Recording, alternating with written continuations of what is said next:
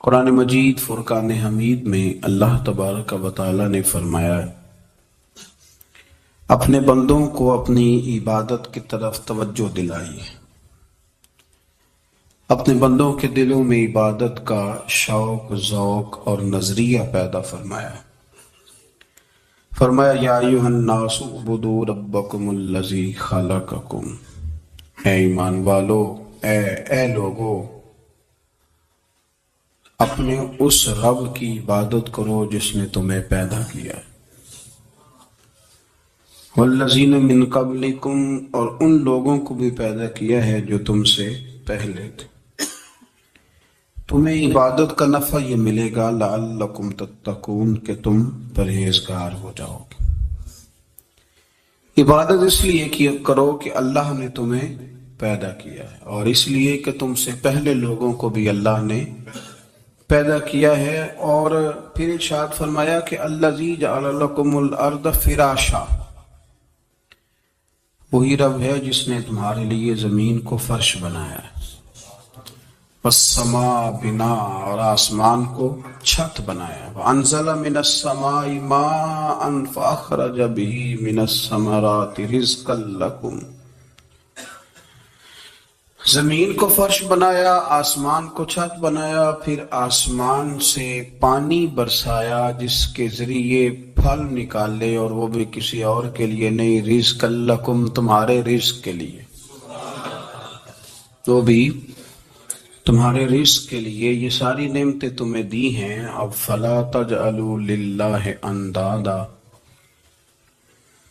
اب تم اللہ کے ساتھ کسی کو شریک نہ بناؤ، وانتم تعلمون، اور تم جانتے بھی ہو، تمہیں خبر بھی، تمہیں پتہ ہے کہ عبادت اللہ کی کرنی چاہیے، تمہیں پتہ ہے کہ نماز پڑھنی چاہیے، تم جانتے ہو کہ نوافل ادا کرنے چاہیے، تمہیں پتہ ہے کہ سجدے آنکھیں بند کر کے، جھوٹ کی زندگی جی کے، اپنے ساتھ بددیانتی کر کے، دھوکہ دے کے، اپنے آپ کو دائیں بائیں، اپنے آپ کو کہیں مصروف رکھ کے کچھ وقت ضائع تو کر لیتے ہو، پر تمہیں پتہ تو ہے نا کہ عبادت اللہ کی کرنی، تمہیں اس کی خبر ہے۔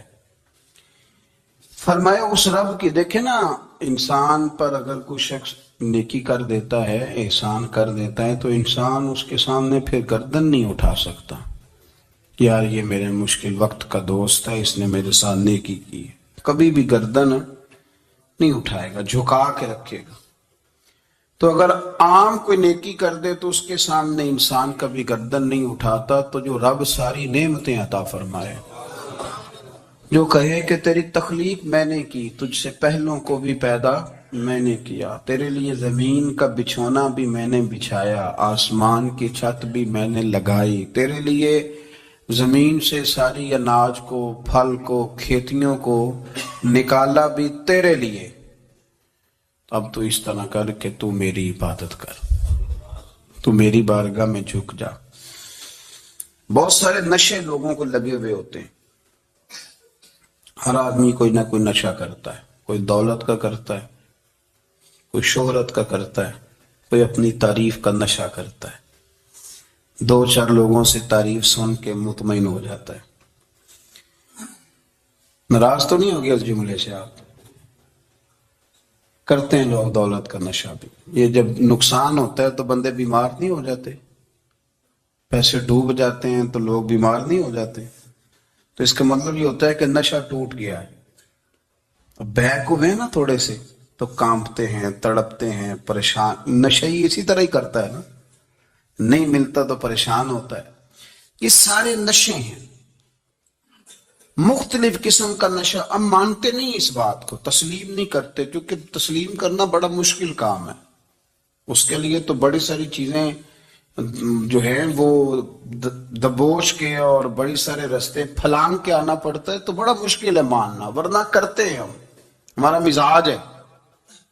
یہ گھومنے پھرنے کا، دنیا دیکھنے کا بھی ایک نشہ ہے، یہ بہت ساری باتیں کرنے کا بھی ایک نشہ ہے، گپ شپ کا بھی ایک نشہ ہے۔ دو چار لوگوں کی جب تک پگڑیاں نہ کھول لیں، بعض لوگوں کو نیند نہیں آتی. یہ غیبت کا، چغلی کا، بددیانتی کا یہ بھی ایک نشہ ہے. اس پر ملا رومی رحمت اللہ نے بڑا کلام لکھا ہے. وہ کہتے ہیں مانگ کے کھانے کا بھی نشہ ہے، مانگ کے کھانے کا بھی نشہ ہے. وہ کہتے ہیں کہ ایک بھیک مانگنے والی خاتون تھی، تو بادشاہ کے پاس بھیک مانگنے آئی، تو بادشاہ کو پسند آ کہ اس نے شادی کر لی. اب اس کو عادت تھی بھیک مانگ کے کھانے کی، تو وہ کنیزوں سے کہا کرتی تھی کہ فٹافٹ نہ روٹی لے کے آیا کرو، میں 2-3 دفعہ مانگوں تو پھر لایا کرو، کیونکہ ایک نشہ ہے نا، تو میں مانگوں 2-4 دفعہ تو پھر. تو انسان بہت سارے نشے کرتا ہے، یہ مانتا نہیں. یہ موبائل، یہ فیس بک، یہ سارے نشے ہی ہیں. اپنی فوٹو لگا لینا، سارا دن اسی کو دیکھتے رہنا. اور بڑے بڑے سیانے بندے جو وزادار ہیں، بڑے وزادار لوگ ہیں، لیکن وہ بھی سنجیدگی کے قائل نہیں، اس طرح کے نشوں کا شکار ہے. یہ سارے نشے ہیں جو ہم نے پال لیے. ہمارے صوفیاء، ہمارے بزرگ فرماتے ہیں کہ تم اس طرح کرو، اگر سارے نشوں سے بچنا چاہتے ہو تو سجدے کا نشہ شروع کرو، سجدے کا نشہ شروع کرو. یہ نا اقبال کہتے ہیں عطار ہو، رومی ہو، رازی. آپ بات کو سمجھیں، عطار ہو، رومی ہو، رازی ہو، غزالی ہو، کچھ ہاتھ نہیں آتا بے آہ سحر گاہی. کہتے بہت بڑا صوفی ہو جیسے فرید الدین عطار تھے، بہت بڑا تصوف کا امام ہو جیسے امام غزالی تھے، بہت بڑا تفسیر کا استاد ہو جیسے امام رازی ہو. عطار ہو، رومی ہو، رازی ہو، غزالی ہو، پر کچھ ہاتھ نہیں آتا بے آہ سحر گاہی. اگر سویرے اٹھ کے روتا نہیں نا اللہ کی بارگاہ، اگر تہجد نہیں نہ پڑھتا، تو کچھ ہاتھ نہیں آتا بے آہ سحر گاہی. پھر اس کو کوئی چیز نصیب. میری بات کی سمجھ آ رہی ہے آپ حضرات؟ جب تک آپ سویرے نہیں اٹھتے، آپ اللہ اللہ نہیں کرتے، آپ کو نوافل کا چسکا نہیں، عبادت کا مزہ نہیں. فرمایا میری عبادت کرو، یہ شوق پیدا کرو، میں نے تمہیں پیدا کیا.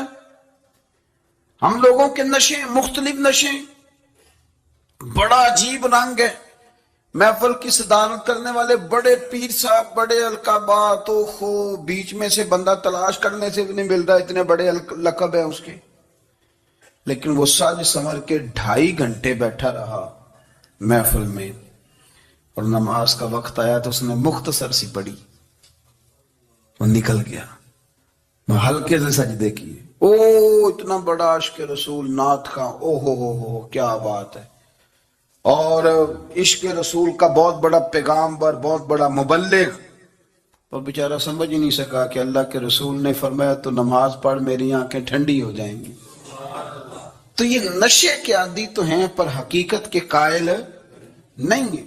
یہ بس ٹھیک ہے، خوابوں کی دنیا میں لوگ زندہ ہیں، پر جن کو یہ جو نشہ تھا نا عبادت کا، یہ میرے رسول پاک کی چاہت ہے، یہ میرے نبی کریم علیہ السلام کی. آپ دیکھیں نا حضور مہینوں جا کے غار حرا میں بیٹھتے تھے.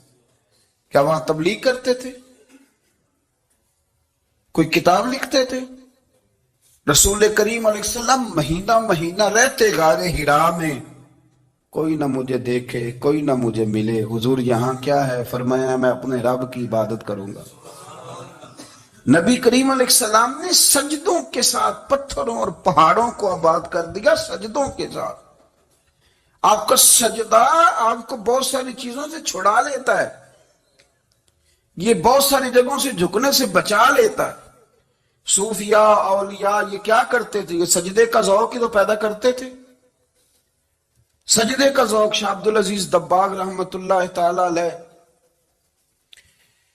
اپنے مریدوں سے فرمایا کرتے تھے کہ اگر تم پکے نمازی بن جاؤ نا، تہجد گزار ہو جاؤ، تو میرے پاس آنا جانا چھوڑ دینا.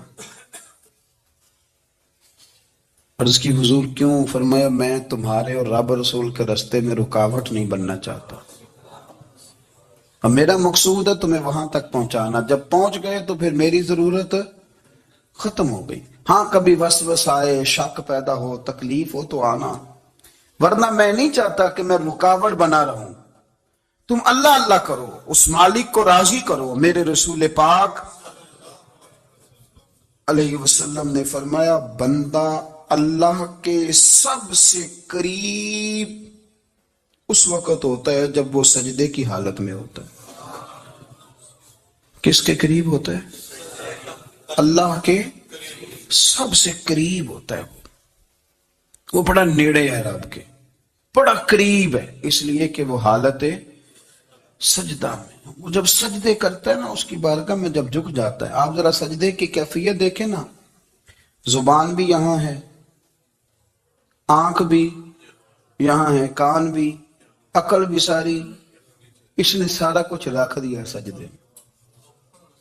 آپ وہ کبھی پیچھے جائیں تو دیہاتوں میں کہا جاتا تھا ناک سے نکیریں نکالو، بہت بڑی سزا ہوتی تھی نا، ناک سے نکیریں نکالو، بڑی سزا ہوتی تھی۔ تو اس نے کہا مالک مجھے کسی نے کہا نہیں، پر دیکھنا میں نے رکھ دی ساری عقل سجدے میں، اور رکھ کے کہا کیا؟ سبحان ربی یا اللہ میں پست ہوں تو اعلیٰ ہے، اللہ تو میرا رب ہے اور تو سب سے اعلیٰ اتنا۔ اور فرمایا جب یہ اس کیفیت میں ہوتا ہے تو پھر یہ اپنے رب کے قریب ہوتا ہے۔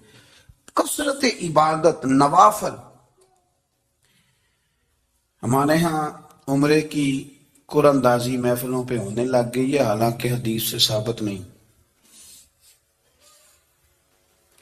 میں دوستوں سے کہتا ہوں جائز ہے، کرنی چاہیے، عمرے کی قراندازی جائز ہے، پر کسی حدیث میں نہیں آئی کہ قراندازی کرو عمرہ کرو۔ حدیث میں قراندازی یہ آئی ہے کہ نبی پاک علیہ السلام نے فرمایا تمہیں پتہ چل جائے نا پہلی صف کا ثواب کتنا ہے، تم قراندازی کرو۔ عمرے کی قراندازی کا تو پوسٹر چھپتا ہے، تو یہ والی قراندازی کب ہونی ہے؟ ہونی چاہیے کہ نہیں؟ حضور نے فرمایا تمہیں پتہ چلے کہ اس کا ثواب کتنا تو تم قراندازی کرو، تم قرآن ڈالو۔ جب آپ نماز پڑھ رہے ہوتے ہیں، جب آپ کا مصلی آباد ہوتا ہے، صلاح الدین ایوبی ایک بزرگ سے ملاقات ہو گئی، بیت المقدس پر قبضہ تھا عیسائیوں کا، تو صلاح الدین بڑے پریشان تھے۔ بابا جی کہنے لگے پتر کیا ہوا؟ کہنے لگے حضور پتہ چلا ہے دشمن کے 2 بحری بیڑے اسلحہ لے کے آ رہے ہیں، مسلمان پہلے ہی کمزور ہیں، اور اب اگر 2 بحری بیڑے اور آ گئے تو حضور مسئلہ بن جائے گا۔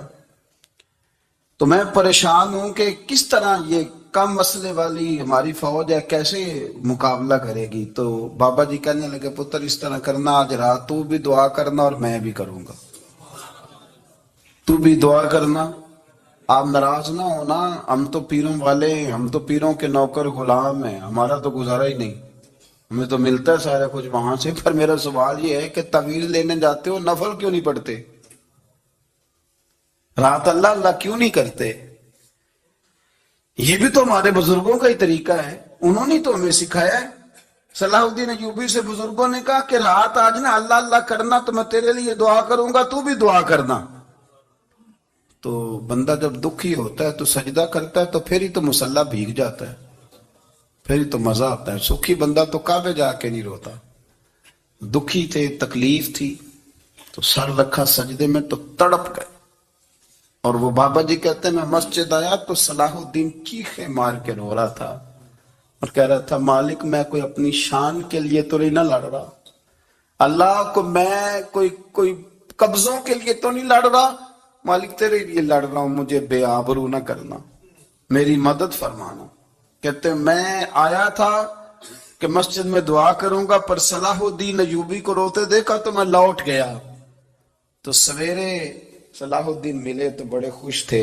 میں نے کہا پتر کیا ہوا؟ کہنے لگے حضور وہ بحری بیڑے 2 آ رہے تھے نا اسلحہ لے کے، دونوں ڈوب گئے پانی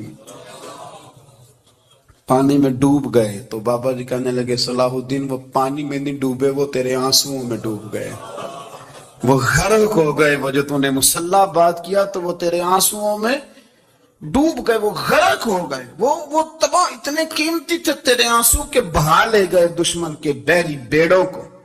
میرے بھائی ٹھیک ہو گیا جی، میرے عزیز سمجھ لیں اس بات کو ہمیشہ کے لیے، اور اس پر غور کرنے اچھے طریقے سے کہ میرے رسول کریم سید عالم صلی اللہ علیہ وسلم نے نا ہماری توجہ دلائی، حضور نے ہمیں بتلایا، ہمارا ذوق بڑھایا عبادت کی طرف۔ ایک صحابی تھے حضرت ابو فاطمہ رضی اللہ تعالیٰ عنہ، یہ ترمذی شریف کی حدیث ہے۔ نبی پاک علیہ السلام نے فرمایا ابو فاطمہ قیامت کے دن مجھ سے جلدی ملنا چاہتے ہو کہ دیر کے ساتھ؟ تو کہنے لگے حضور کون ہوگا جو دیر سے ملنا چاہے، ہم نے تو جان دے دی وعدہ دیدار پر۔ اعلیٰ حضرت فرماتے ہیں جان دے دی وعدہ اور نقد اپنا دام ہو ہی جائے گا۔ مجھے لگتا ہے کہ یہ سودا نقد و نقد ہو جانا ہے، چونکہ ہم نے جان دے دی وعدہ دیدار پر۔ آپ نے وعدہ کیا تھا کہ مریں گے تو پھر زیارت ہوگی، تو مر گئے ہم زیارت کی خاطر۔ جان دے دی وعدہ دیدار پر تو نقد اپنا دام ہو ہی جائے گا۔ اے رضا ہر کام کا ایک وقت ہے، دل کو بھی آرام ہو ہی جائے گا۔ تو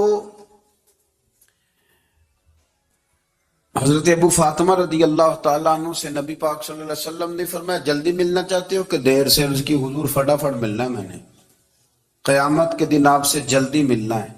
تو نبی پاک علیہ السلام نے فرمایا پھر اس طرح کرنا، دنیا میں رہ کے سجدے زیادہ کرنا، پھر سجدے زیادہ کرنا، قیامت میں ملاقات جلدی ہو جائے گی، قرب ملے گا تمہیں۔ اپنے بچوں کے اندر دیکھیں نا، ہم شوق پیدا کرتے ہیں، ہمیں صحیح لفظ نہیں بولنے آتے پر ہم بچوں میں شوق پیدا کرتے ہیں کہ پتر ڈاکٹر بن جائے گا تو بڑا نفع کرے گا، تو لوگوں کی خدمت کرے گا، ملک و ملت کی خدمت کرے گا، تیرے ابا کا نام روشن ہوگا، تیرے دادا کی تعریفیں ہوں گی۔ ہم یہ ذوق پیدا کرتے ہیں، ہم اپنے نوجوانوں کے اندر یہ فکر پیدا کرتے ہیں، انہیں ہم سمجھاتے ہیں کہ میاں جب تم پڑھو گے محنت کرو گے تو فلاں آدمی کی طرح تمہارا نام ہوگا۔ یہ جتنا ذوق ہم بچوں کے اندر ان چیزوں کا پیدا کرتے، ہمیں حکم ہے کسی طرح ہم ذوق پیدا کریں کہ پتر نماز پڑھے گا تو اللہ راضی ہو جائے گا، تو سجدہ کرے گا۔ دیکھیں نا میرے رسول کریم علیہ السلام نے فرمایا 7 سال کے بچے کو مسجد لے کے جاؤ، یعنی اسے شوق دلاؤ، اس کے اندر یہ خاصیت پیدا کرو کہ اس کا دل کرے مسجد میں جانے کا، اس کے اندر یہ خصوصیات لاؤ کہ وہ ہمارے ہاں نا ہر چیز کو پروموٹ کیا جا رہا ہے، ہر چیز کو، یعنی سر سنگیت سکھانے کے لیے اکیڈمیاں بن گئی، ہر شے پروموٹ ہو رہی ہے، عبادت کا جذبہ کم ہوتا جا رہا ہے، اللہ کا ذوق ہمارے اندر نہیں رہا۔ اور اتنا مشکل ہم نے اپنے لیے بنا لیا ہے کہ وہ بندہ جو بڑی زبردست مذہبی گفتگو کر رہا تھا اور تگڑی بات کر رہا تھا، کیا بات ہے، لیکن نماز کے بارے میں کمزوری دکھا جاتا ہے، نوافل کے بارے میں وہ چپکے سے نکل جاتا ہے۔ امام احمد بن حنبل رحمۃ اللہ تعالی علیہ،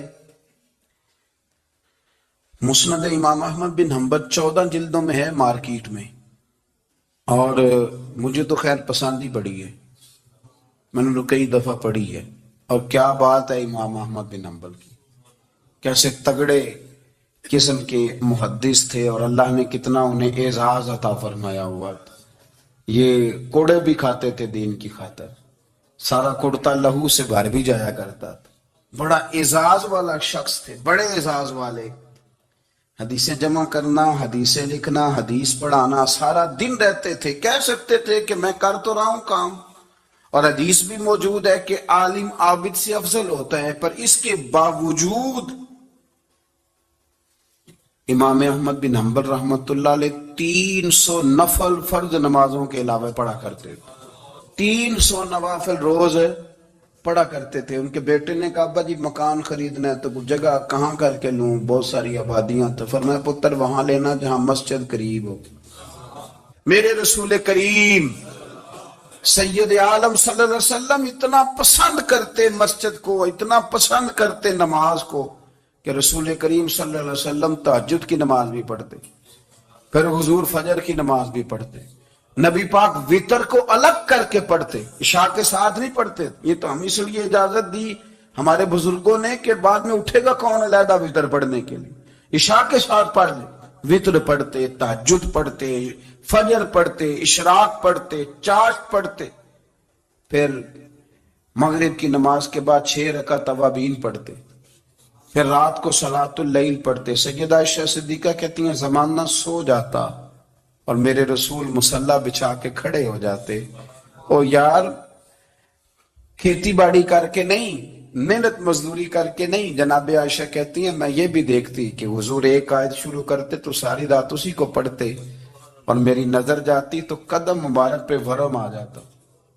یار نماز پڑھ پڑھ کے، اتنی مشقت کر کے، اتنی جد و جہد کر کے ورم آ گیا. یا رسول اللہ اتنی محنت کیوں کرتے ہو؟ فرمایا افلا اکون عبدا شکورا، کیا میں اپنے رب کا شکر گزار بندہ نہ بنوں؟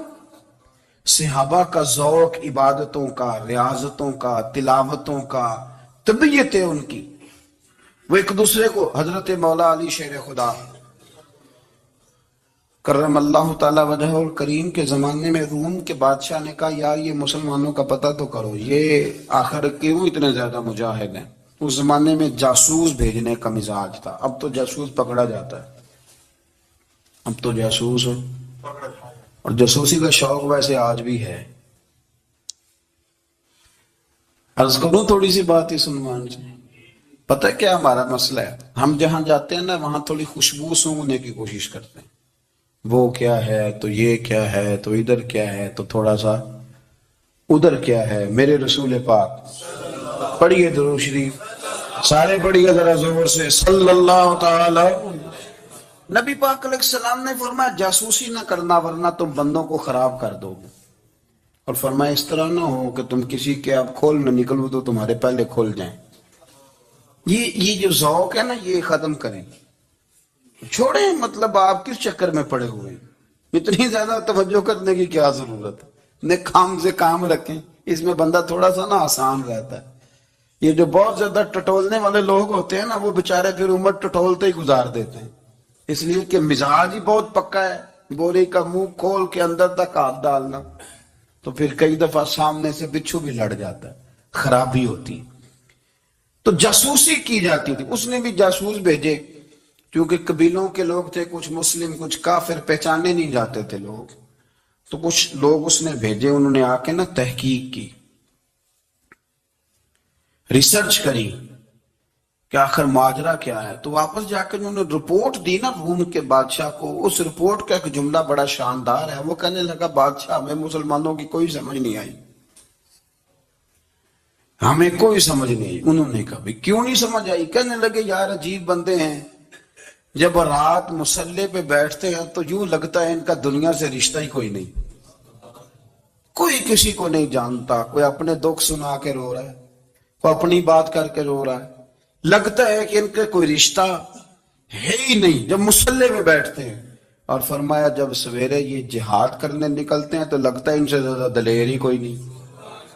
حالانکہ جو مصلوں پہ رونے دھونے کے لوگ ہوتے ہیں وہ کئی دفعہ جہاد میں کام نہیں کرتے، لیکن عجیب لوگ ہیں کہ رات کے راہب ہیں، دن کے مجاہد ہیں، کوئی سمجھ نہیں آتی. میرے عزیز ان لوگوں نے مصلہ آباد کر کے رکھا، تلاوتیں ان کا ذوق رہی، منظر روز پڑھنا، اسباق پڑھنا، وظائف پڑھنا، یہ ان کا ذوق رہا. اعلیٰ حضرت بریلوی رحمت اللہ نے 1000 کتاب لکھی ہے، لیکن الوظیفۃ الکریمہ کے نام سے جو وہ صبح و شام وظائف پڑھتے تھے وہ الگ انہوں نے ان کو بیان کیا. پابندی کے ساتھ اپنی اللہ اللہ کرتے تھے. شیخ شہاب الدین سہروردی رحمت اللہ علیہ، اس پر ایک بندے نے اعتراض کیا. اس نے کہا جی آپ کس قسم کے صوفی ہیں، مرید بیٹھے ہیں اور آپ وہاں نفل پڑھ رہے ہیں؟ یہ بھی بڑا مسئلہ ہوتا ہے نا. جو بندہ ملنے آتا ہے وہ اپنے ٹائم کے حساب سے آتا ہے، اور پھر اس کا یہ بھی خیال ہوتا ہے کہ پیر صاحب جو ہیں وہ چونکہ درویش ہیں تو نہ انہیں روٹی کھانی چاہیے نہ سونا چاہیے، چونکہ وہ درویش ہیں، اور ہم چونکہ درویشوں کے ماننے والے ہیں لہذا ہمارا یہ طریقہ ہونا چاہیے کہ جیسے ہم کہیں درویش ویسے ہی کر جائے. حالانکہ جس کو ہم درویش کہیں گے آپ اس کی مانیں گے، آپ منوائیں گے نہیں، تمہارا مزاج ہوتا ہے. شیخ شہاب الدین پر لوگوں نے اعتراض کی، حضور لوگ ملنے آئے ہیں، زیارت کرنے آئے ہیں، بندے دعا کرانے آئے ہیں، اللہ اللہ کرانے آئے اور آپ نفل پڑھ رہے ہیں. کیا جملہ ہے، کیا حسن ہے، کیا خوبصورتی ہے. فرمانے لگے رب رسول سے مانگنے کے لیے مصلی بچھایا ہے، اگر وہاں سے مانگوں گا نہیں تو تمہیں دوں گا کیا؟ پہلے مجھے کچھ لے تو لینے دو، اگر میرے پلے کچھ ہے ہوگی تو آگے دوں گا نا. تو میں مانگنے گیا تھا کہ یا اللہ دے، تیرے بندے لینے آئے، دے تو میں کچھ لوں گا تو آگے دوں گا نا. لیکن ہمارا یہ سٹیٹس، یہ مزاج، یہ شعور نہیں ہے، گپیں، کہانیاں، داستانیں، گفتگو، خطابت، واز، کیا بات. لیکن اگر کچھ کرنے کا کام ہو تو وہ نہیں ہم سے ہوتا. میرے نبی کریم علیہ الصلوۃ والسلام نے مصلے سے دل لگانے کا درس دیا. حضور نے توجہ دلائی. صحابہ اس ذوق کے حامل لوگ تھے. وہ کوشش کرتے تھے. جناب صدیق اکبر رضی اللہ تعالیٰ عنہ کا عبادت کا مزاج ہمیشہ قائم رہا. حضرت عمر فاروق ساری رات اللہ کے حضور کھڑے رہے. حضرت عثمان غنی رضی اللہ تعالیٰ عنہ عشاء کی نماز پڑھ کے 2 رکعتوں کی نیت باندھتے تھے. 15 سپارے پہلی رکعت میں پڑھ دیتے تھے اور 15 سپارے قرآن مجید کے دوسری رکعت میں پڑھ دیتے تھے. آپ نے نا حضرت عمر فاروق کے وصال کے بعد ان کی ایک بیوہ سے نکاح کیا. حضرت عثمان غنی نے نکاح کیا. وہ خاتون آپ کے نکاح میں آئی تو عرض کرنے لگی امیر المومنین میرے لیے اعزاز تو بہت ہے کہ میں امیر المومنین کی بیوہ تھی تو امیر المومنین کی منکوحہ ہو گئی ہوں، لیکن حضور نہ تو میں جوان ہوں کہ میرے اندر رغبت ہوتی اور نہ میں اب اس قابل ہوں کہ کوئی خدمت کر سکوں. میرے ساتھ نکاح کی وجہ کیا بنی؟ تو عثمان غنی رو پڑے. فرمانے لگے میں نے عمر فاروق کو مسجد میں اپنے رب سے ڈرتے ہوئے دیکھا، میں نے اسے روتے ہوئے دیکھا ہے، عدل کرتے دیکھا ہے، انصاف کرتے دیکھا ہے، امت کی خیر خواہی کرتے دیکھا. تمہارے ساتھ نکاح اس لیے کیا ہے کہ تم مجھے یہ بتاؤ کہ عمر فاروق گھر کے اندر اپنے رب کو کیسے راضی کرتے تھے، گھر کے اندر کیسے راضی کرتے تھے. وہ طریقے بتلاؤ، تم بتاتی جانا اور میں بھی اسی طرح گھر میں عبادت کروں. میرے رسول کریم علیہ الصلوۃ والسلام نے ارشاد فرمایا. حضور فرمانے لگے جس گھر میں اللہ کا ذکر ہوتا ہے وہ گھر زندوں کا ہے، اور جس گھر میں رب کریم کا ذکر نہیں ہوتا وہ گھر زندوں کا نہیں ہے. گھر نا ہم نا کتابوں میں پڑھتے ہیں کہ ایک بزرگ کہتے ہیں، حضرت فضیل بن عیاض کہتے ہیں کہ میں ایک گلی سے گزر رہا تھا تو گھر کے اندر کسی قاری صاحب نے قرآن کی آیت پڑھ دی وَلِمَنْ خَافَ مَقَامَ رَبِّهِ جَنَّتَانِ. میں تے میرے کانوں سے ٹکرائی تو اللہ نے میری کایا ہی پلٹ دی.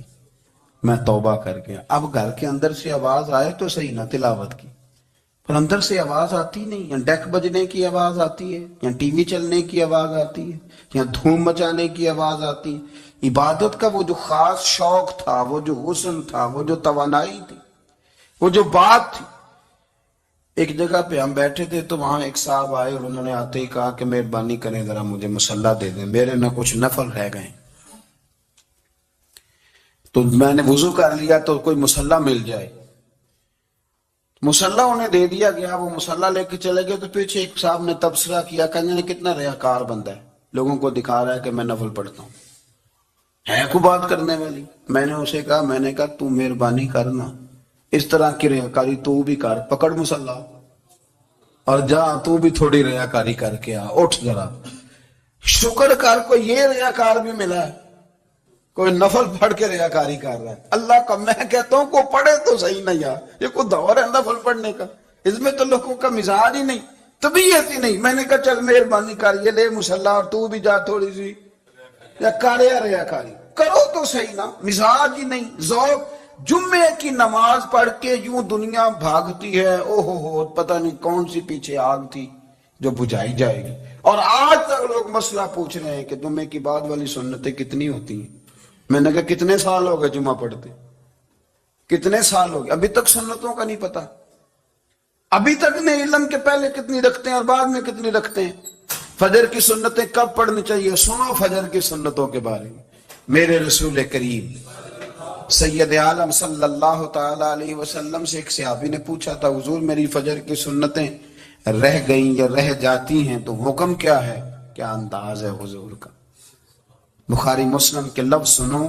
حضور سید عالم صلی اللہ علیہ وسلم فرمانے لگے، اس نے کیا پوچھا تھا، حضور جواب کیا دیتے؟ فرمایا فجر کی سنتیں کبھی نہ چھوڑنا، فجر کی پہلی 2 سنتیں کبھی نہ چھوڑنا. یا رسول اللہ صلی اللہ تعالی علیہ وسلم میری رہ گئی ہیں، رہ جاتی ہیں.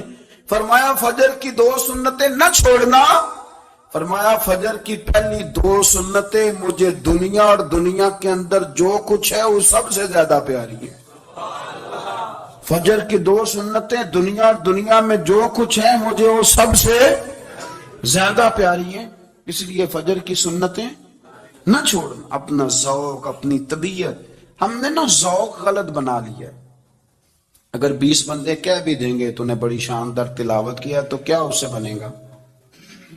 100 بندہ کہہ بھی دے تیری کیا بات ہے، کیا بات ہے نعت خاں کی، کیا بات ہے علامہ صاحب کی، پیر صاحب کی، پیر مہر علی شاہ صاحب رحمت اللہ علیہ. آپ تشریف فرما تھے تو آپ کے ایک ہی بیٹے بابو جی جن کو کہا جاتا ہے،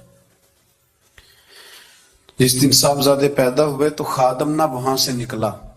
ان لوگوں کے شوق اور طرح کے تھے نا تو ان کی توجہ بھی اپنے شوق کی طرف رہتی. تو خادم نکلا اندر سے، پیر صاحب مبارک ہو، پیر صاحب مبارک ہو، پیر صاحب مبارک ہو، پیر صاحب مبارک. وہ شور کر رہا ہے تو پیر صاحب کو وجد ہو گیا. اللہ اکبر، اللہ اکبر، اللہ. وہ کیا ہوا؟ کس بات کی مبارک دے رہے ہو؟ عرض کی حضور اللہ نے بیٹا دی ہے. تو آپ فرمانے لگے اچھا حضور آپ کیا ہوا؟ آپ تو پریشان ہو گئے. فرمانے لگے جب تو نے 3 دفعہ کہا نا مہر علی کو مبارک ہو تو میں سمجھا تھا شاید تجھے کسی نے بتا دیا ہے کہ مہر علی سے اللہ راضی ہو گیا.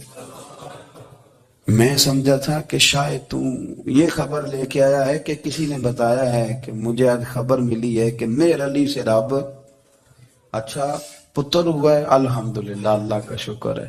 پر میرے لیے مبارک کا دن وہ ہوگا جب میرا رب کہے گا کہ میں مہر علی سے راضی ہوں. میرے محبوب کہیں گے کہ میں مہر علی سے. آپ بات کو سمجھیں. شوق ہی کسی اور طرف تھا، دل ہی کہیں اور لگا ہوا تھا، طبیعت ہی کہیں اور مائل تھی. کوئی وظیفہ پوچھتے تھے تو پڑھتے تھے وہ لوگ، کچھ اللہ اللہ انہیں بتائی جاتی تھی تو کرنے کا ذوق رکھتے تھے، طبیعت تھی، قائل تھے. حضرت ربیع کہتے ہیں میں بڑی دور سے سفر کر کے گیا حضرت اویس کرنی سے ملنے، بڑی دور سے.